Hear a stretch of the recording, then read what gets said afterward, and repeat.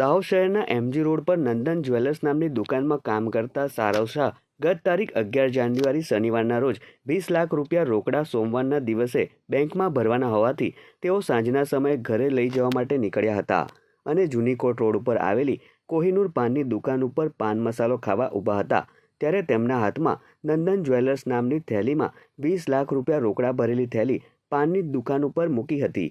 અને ફરિયાદી સારવ શાહ 20 લાખ રૂપિયા ભરેલી થેલી પાનની દુકાન ઉપર મૂકીને ઘરે જવા નીકળી ગયા હતા। જ્યારે ઘરે ગયા ત્યારે તેમની પાસે રહેલી 20 લાખ રૂપિયા રોકડા ભરેલી થેલી જોવા ન મળતા તેઓએ તપાસ આદરી હતી અને કોહિનૂર પાનની દુકાન ઉપર જઈને પૂછતાછ કરતા પાનની દુકાનના સંચાલક સલાઉદ્દીન નઝરુદ્દીન મલેક દ્વારા થેલી જોઈ ન હોવાનું જણાવ્યું। જોકે ત્યારબાદ સારવ શાહે એ ડિવિઝન પોલીસ મથકમાં 20 લાખ રૂપિયા રોકડા ચોરાયા હોવાની ફરિયાદ આપી હતી। જ્યારે આ કેસની ગંભીરતા જોતા જિલ્લા પોલીસ વડા ડોક્ટર રાજદીપસિંહ ઝાલાએ એલસીબી પોલીસને તપાસના આદેશ આપ્યા હતા અને એલસીબી પોલીસની અલગ અલગ ટીમોએ નેત્રમના સીસીટીવી કેમેરા તથા ખાનગી કેમેરાઓ ખંગોળવાની તપાસ શરૂ કરી હતી, જેમાં એમજી રોડથી લઈને જૂનીકોટ રોડ ઉપર આવેલી કોહિનૂર પાનની દુકાન સુધીના કેમેરા જોતા પોલીસને પાનની દુકાનના માલિક સલાઉદ્દીન નસરુદ્દીન મલેક ઉપર શંકા જતા તેઓને એલસીબી પોલીસ મથકે પૂછપરછ અંગે લવાયા હતા,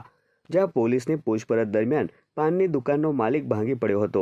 અને 20 લાખ રૂપિયા ભરેલી થેલી પોતાના ઘરે તિજોરીમાં મૂકી દીધી હોવાની કબૂલાત આપી હતી। સમગ્ર મામલે પોલીસે 20 લાખ રૂપિયા રિકવર કરી આરોપી સલાઉદ્દીન નસરુદ્દીન મલેકની ધરપકડ કરી વધુ તપાસ હાથ ધરી હતી। કોહિનૂર પાન સેન્ટરના સંચાલકની હિલચાલ થોડીક શંકાસ્પદ જણાતા તેઓને લાવીને પૂછપરછ કરતા તેઓએ આ ગુનો કરેલા હોવાનું જણાઈ આવેલું છે અને આ કોહિનૂર પાન સેન્ટરના માલિક પાસેથી 20 લાખ રૂપિયા ભરેલી થેલીનો મુદ્દામાલ